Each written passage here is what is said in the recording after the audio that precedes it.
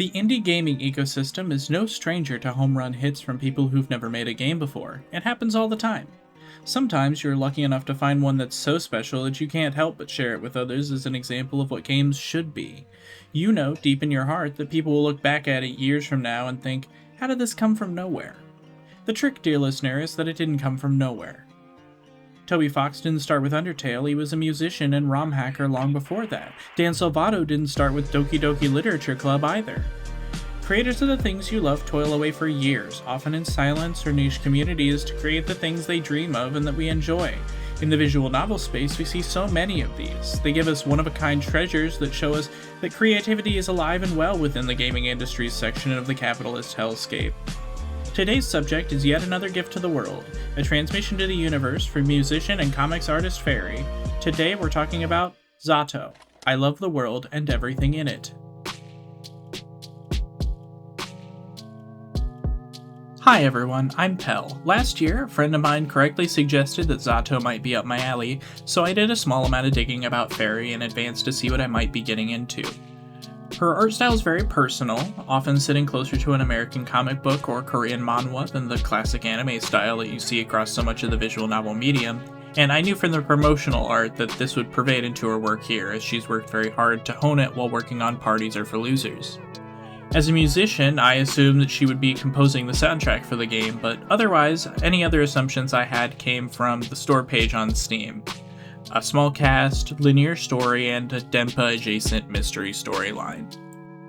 Zato is about Asya Shubina, a girl from a small, secret village in Russia with a particular state of mind.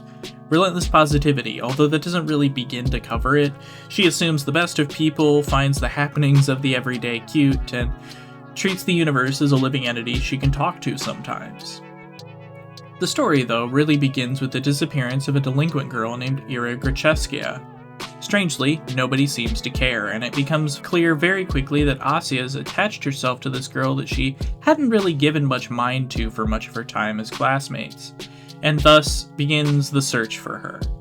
From here, the narrative spirals out of control, giving a lot of space for Fairy's mastery of character interaction to allow the small cast to work together to weave a story that's both heartening and heartbreaking. Graphically, the game is beautiful.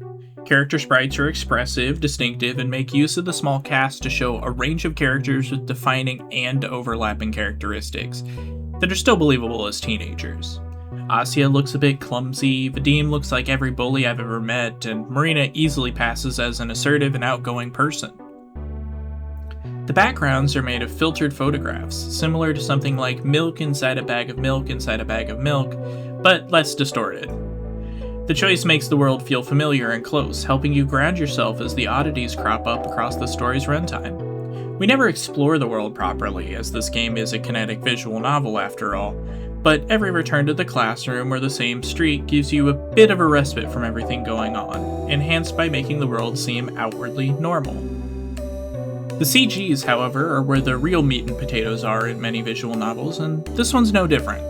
Fairy's improved a lot over the years in her scene composition, and it shows. Somber scenes are low energy and rightfully somber, and more active scenes get the intensity that they're due. Fairy's art style's really grown into something personal and expressive, and it's a delight for the eyes from the start to the finish.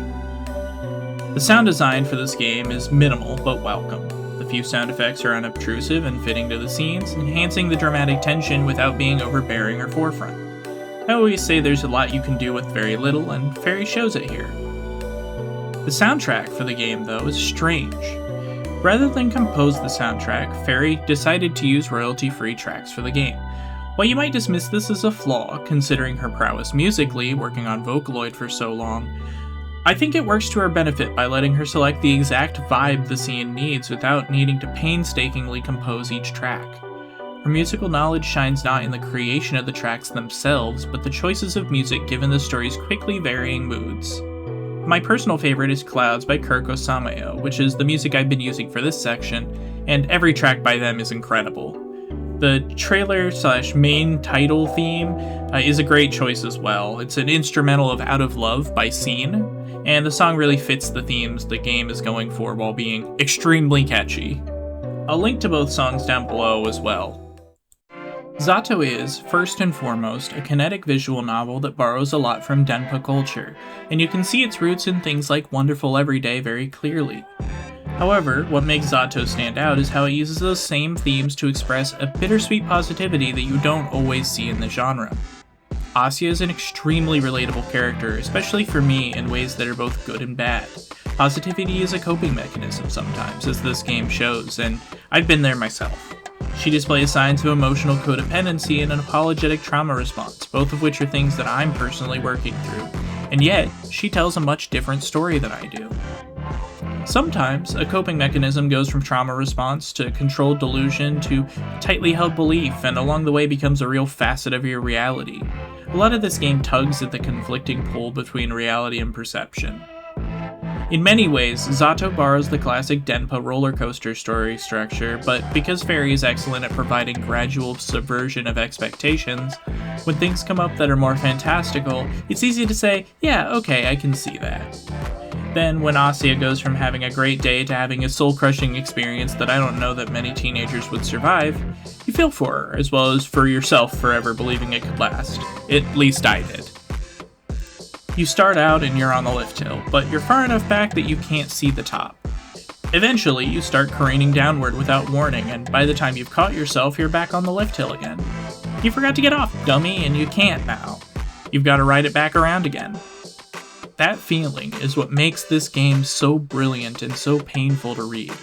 Zato is, at its core, a story about the things in life you can and can't change.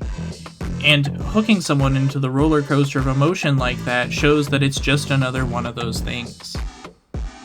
Fairy really made a masterpiece of a visual novel with Zato. It has a story that I think everyone should experience, if only once.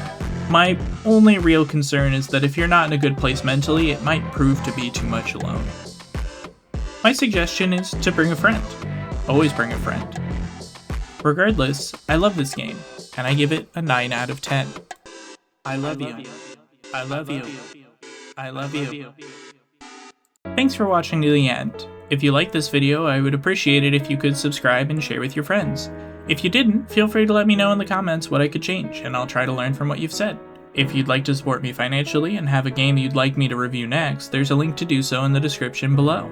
I've been Pell, and I hope you have a marvelous day.